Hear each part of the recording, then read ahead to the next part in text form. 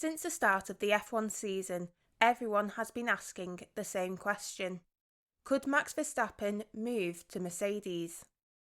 At first glance, the answer seems to be no. However, the plausibility of Verstappen moving to Mercedes suddenly becomes more likely when you consider that a certain performance clause has cropped up in Verstappen's Red Bull deal, and the fact that Mercedes have 2 empty cockpits at the end of 2021. Verstappen arrived at Red Bull partway through the 2016 season, when he was promoted from Toro Rosso. He would later become the youngest winner in F1 history, when he won the Spanish Grand Prix as an 18-year-old in 2016. Since then, Verstappen has become Red Bull's poster boy, and it's been no secret that he is the number 1 driver for the team. Red Bull has also invested heavily in Verstappen, attempting to make him into a world champion.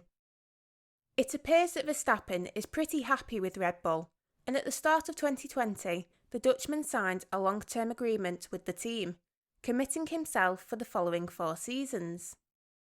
However, earlier this year, it was revealed that Verstappen's contract has a performance clause that allows him to leave the team under certain conditions. Reports suggest Verstappen would be free to look for another constructor if Red Bull failed to deliver a car that had a chance of winning the World Championship. According to F1 Insider, the contract is quoted as saying the team have to provide him with a car this season with which he can become world champion by his own means. Red Bull advisor and head of their driver development programme, Dr. Helmut Marko, said, "Yes, there is a performance clause. I don't want to go into details, but it more or less says that Max can compete for race wins and the World Championship on his own merits. If he can do that, his contract is extended. If not, he would be free."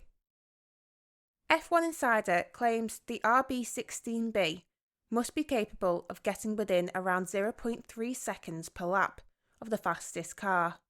A tough ask considering the dominance of Mercedes over the past 7 years. But what would happen if Red Bull fails the performance clause? Well, Verstappen would be free to move on to a different team, and the only constructor challenging for world championships is Mercedes. This is where the short-term facet of Valtteri Bottas and Lewis Hamilton's contracts come into play.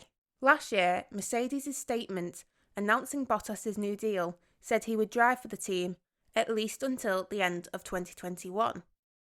Similarly, Lewis Hamilton says he only signed a 1-year deal at Mercedes for 2021 because there was no real need to plan for the future. This means at the end of the year, team principal Toto Wolff will have 2 empty Mercedes cockpits. Hamilton has hinted his desire to retire from the sport, and Bottas' performance struggles have been widely noted. One of the seats would likely go to George Russell, a Mercedes protégé whose deal with Williams is due to expire at the end of the season. However, the other seat could well likely be Verstappen's. Red Bull's team principal Christian Horner believes that Verstappen would be at the top of Mercedes' wish list. He said, "I'm sure that should Lewis decide to stop, then Max will naturally be the driver at the top of the list."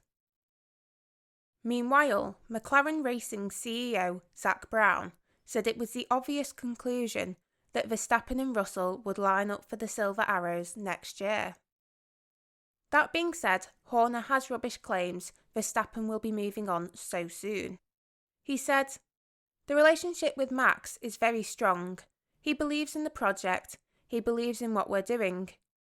He sees the investment that Red Bull is making, very much with the recent commitment on the powertrain. He believes in the people within the team, and I am confident that we won't need to refer to any contractual clauses." Do you think Verstappen could move to Mercedes next year, or will Red Bull's better form convince him to stick with the team?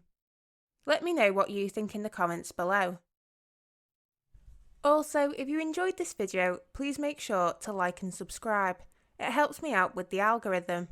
And as always, thank you for watching.